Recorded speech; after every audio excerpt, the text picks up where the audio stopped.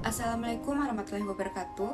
Perkenalkan, nama saya Inata Nabila dengan NIM 2130 1244027 dari kelas Pendidikan Matematika D.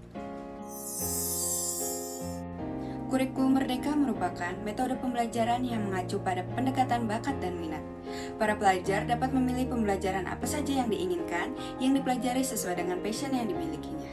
Secara umum, kurikulum Merdeka merupakan kurikulum pembelajaran ekstrakurikuler yang sangat beragam, yang dimana konsep Merdeka Belajar yang beranjak dari filosofi Bapak Pendidikan Nasional yaitu Ki Hajar Dewantara yang mengatakan bahwa mendidik dan mengajar dengan proses memanusiakan manusia, sehingga harus memerdekakan manusia dengan segala aspek kehidupan, baik secara fisik, mental, jasmani, dan rohani. Sehingga mereka belajar diperuntukkan sebagai pelaksanaan pembelajaran, pengembangan peserta didik, menciptakan stabilitas, dan pengakuan terhadap kodrat manusia. Di dalam kurikulum Merdeka ini tentunya mempunyai beberapa kebijakan di dalam pemulihan pembelajaran. Antara lain, bisa berlaku dalam standar kompetensi kelulusan pendidikan. Hal inilah yang menjadi patokan atau acuan dalam menunjukkan capaian dan kemampuan peserta didik dari hasil pembelajarannya pada akhir jenjang pendidikan. Hal ini sudah tertera pada Permendikbudristek nomor 4 tahun 2022. Selanjutnya yaitu standar isi pendidikan anak, yang dimana perumusan ruang lingkup materi yang sesuai dengan kompetensi lulusan, yang dimana itu sudah sesuai dengan bahan kajian dalam muatan pembelajaran tersebut. Hal ini sudah tertera pada Permendikbudristek nomor 7 tahun 2022. Dan selanjutnya, pedoman kurikulum dalam pemulihan pembelajaran, yaitu memuat tiga yang digunakan pada pemulihan pembelajaran beserta struktur kurikulum Merdeka, aturan terkait pembelajaran dan asesmen serta beban kerja guru. Hal ini sudah tertera pada Kemendikbudristek nomor 56 tahun 2022. Untuk selanjutnya yaitu pencapaian pembelajaran anak. Hal ini merupakan pencapaian pembelajaran untuk semua jenjang mata pelajaran dalam struktur kurikulum Merdeka. Hal ini sudah tertera pada Keputusan Kepala BSKAP nomor 008-H-KR-2022 tahun 2022. Selanjutnya yaitu dimensi elemen sub-elemen profil belajar Pancasila pada kurikulum Merdeka. Hal ini memuat penjelasan yang sesuai dengan tahap dalam perkembangan penguatan profil belajar Pancasila. Hal ini sudah tertera pada Keputusan Kepala BSKAP nomor 009-H-KR-2022 tahun 2022. Yang dimana pada profil Pancasila ini tidak muncul pada kurikulum yang sebelumnya.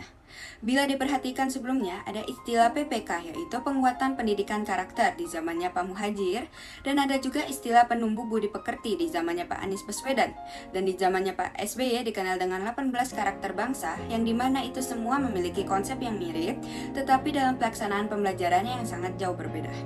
Dalam perbedaannya ini bisa dilihat apabila dari karakter yang sebelumnya itu hanya dimasukkan ke dalam RPP, itu aksennya tidak terlihat nyata.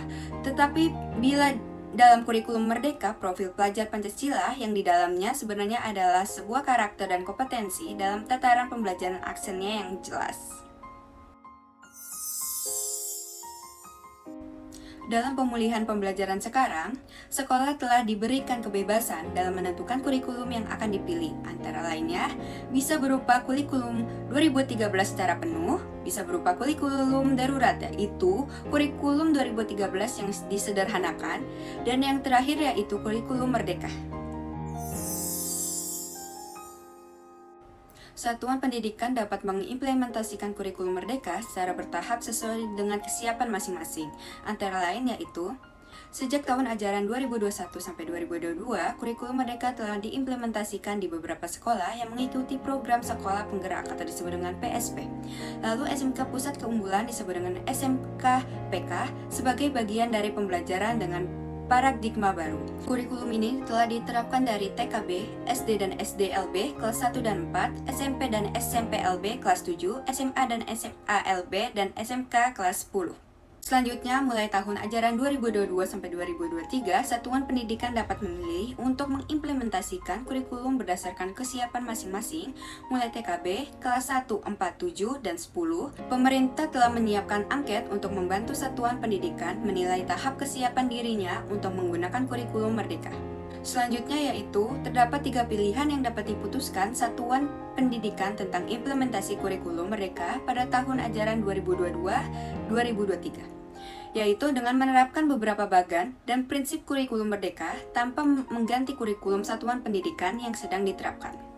Selanjutnya juga dengan menerapkan kurikulum Merdeka menggunakan perangkat ajar yang sudah disediakan, dan juga menerapkan kurikulum Merdeka dengan mengembangkan sendiri berbagai perangkat ajar.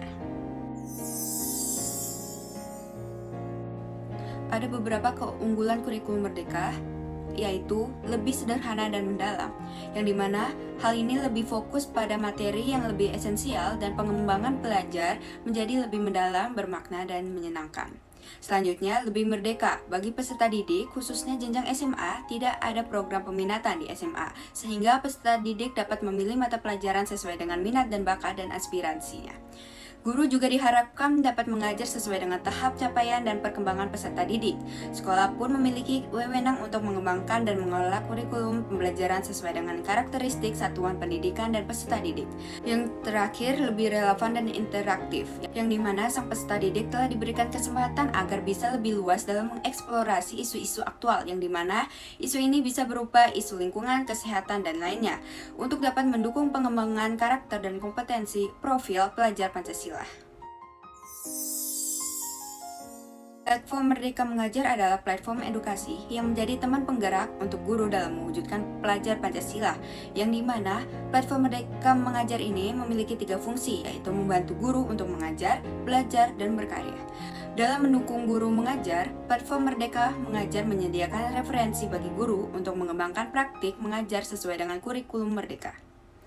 Platform Merdeka Mengajar juga memberikan kesempatan yang setara bagi guru untuk terus belajar dan mengembangkan kompetensinya kapanpun dan dimanapun. Selain itu, platform Merdeka Mengajar juga mendorongkan guru untuk terus berkarya dan menyediakan wadah berbagai praktik baik. Guru juga dapat saling belajar dan berbagi melalui komunikasi belajar daring yang terdapat di dalam platform Merdeka Mengajar.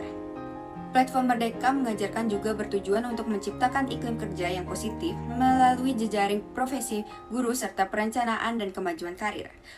Platform ini menjadi wadah bagi guru untuk menampilkan profil, pengalaman, dan keterampilan profesional serta mengembangkan portofolio dan kompetensinya.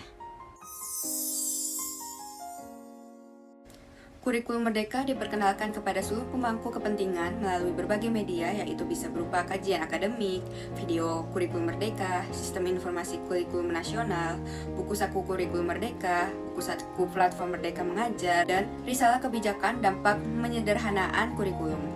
Ada juga dukungan implementasi kurikulum Merdeka melalui kebijakan yang menyediakan buku pendidikan, yang dimana dalam menyusun buku ini telah diimplementasikan di sekolah penggerak dan SMK Pusat Keunggulan, buku pendidikan lanjutan, pendidikan khusus, serta pendidikan kesetaraan.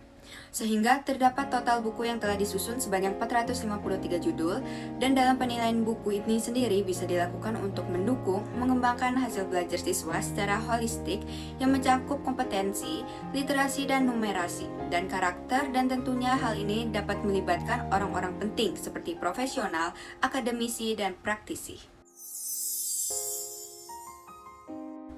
Sistem informasi pembukuan sebagai platform digital untuk mendukung layanan pembukuan bagi ekosistem pembukuan dan pengembangan kurikulum.